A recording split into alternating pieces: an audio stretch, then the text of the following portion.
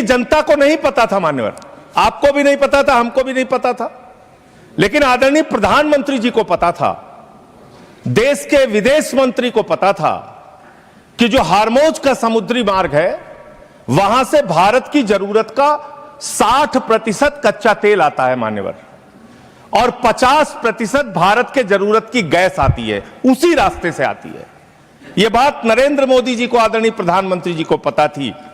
तो मैं आपके माध्यम से पूछना चाहता हूं कि जब वो हार्मोज का समुद्री मार्ग 60% से ज्यादा ईरान के रास्ते में आता है, ईरान के कब्जे में आता है, तो ईरान से तू कौन मैं खामखा जबरदस्ती झगड़ा करने की आपको जरूरत क्या थी? इसलिए आपने जानबूझकर देश को संकट में डाला है। यह संकट आया हुआ संकट नहीं है, यह लाया हुआ संकट है, और इस लाए हुए संकट के सबसे बड़े जो प्रायोजित किया है जिन्होंने संकट, उसका नाम है देश के प्रधानमंत्री आदरणीय नरेंद्र मोदी जी। मान्यवर, यह बात देश की जनता को पता होनी चाहिए। दूसरी बात मान्यवर, आपका परंपरागत मित्र है ईरान, और खुद प्रधानमंत्री ने माना है।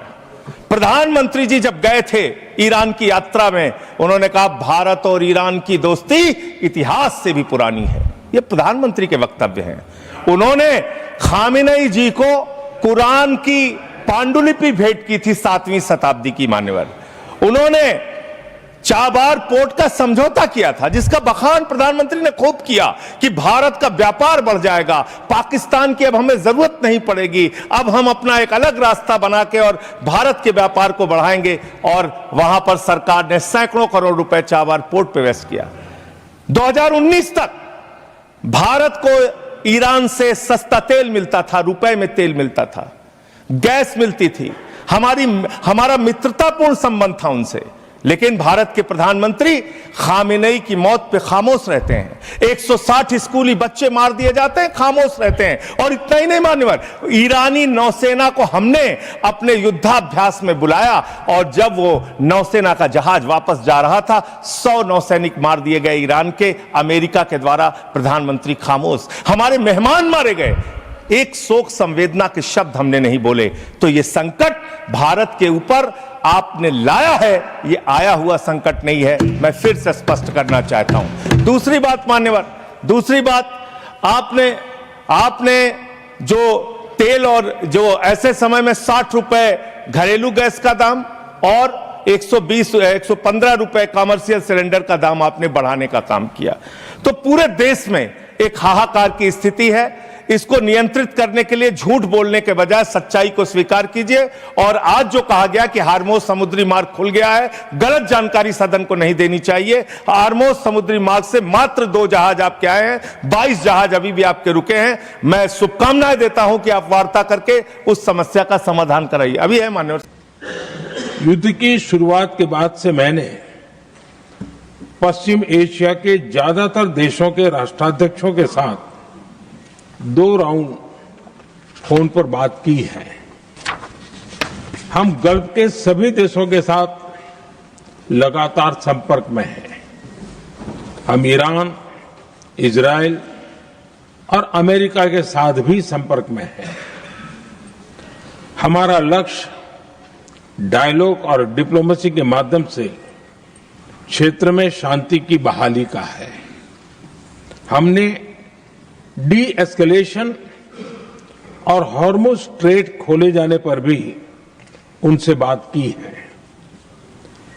कमर्शियल जहाजों पर हमला और हॉर्मुज स्ट्रेट जैसे अंतर्राष्ट्रीय जलमार्ग में रुकावट अस्वीकार्य है। भारत ने नागरिकों पर, सिविल इंफ्रास्ट्रक्चर पर, एनर्जी और ट्रांसपोर्ट से जुड़े इंफ्रास्ट्रक्चर पर हमलों का विरोध किया है। भारत डिप्लोमेसी के जरिए युद्ध के इस माहौल में भी भारतीय जहाजों के सुरक्षित आवागमन के लिए सतत प्रयास कर रहा है। भारत ने इस समस्या के समाधान के लिए संवाद का ही रास्ता सुझाया है। इस युद्ध में किसी के भी जीवन पर संकट मानवता के हित में नहीं है। इसलिए भारत का सतत प्रयास सभी पक्षों को जल्द से जल्द शांतिपूर्ण समाधान के लिए प्रोत्साहित करने का है।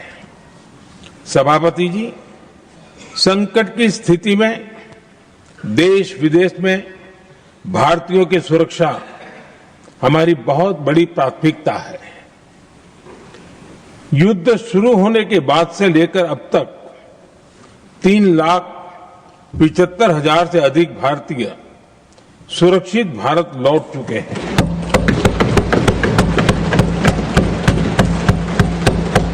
ईरान से ही अभी तक 1,000 से अधिक भारतीय सुरक्षित वापस लौटे हैं। इनमें 700 से अधिक मेडिकल की पढ़ाई करने वाले युवा हैं।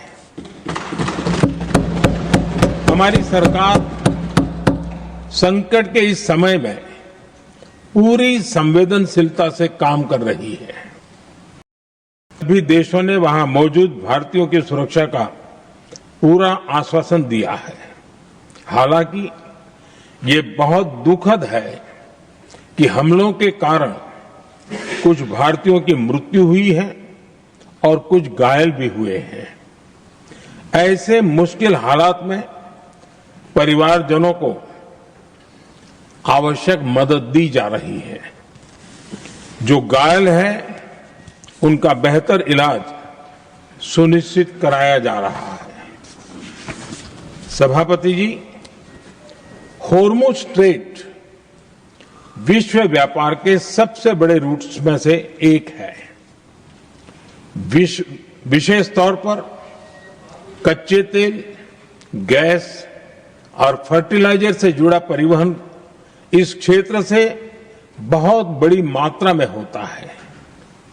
युद्ध के बाद से ही होर्मुज स्ट्रेट में जहाजों का आना जाना बहुत चुनौतीपूर्ण हो गया है। लेकिन विपरीत परिस्थितियों के बावजूद हमारी सरकार ने संवाद से, कूटनीति के माध्यम से रास्ते बनाने का प्रयास किया है। प्रयास ये है कि जहां से भी संभव हो वहां से तेल और गैस की सप्लाई भारत पहुंचे। ऐसी हर कोशिश के नतीजे भी देश देख रहा है। बीते कुछ दिनों में दुनिया के अनेक देशों से कच्चा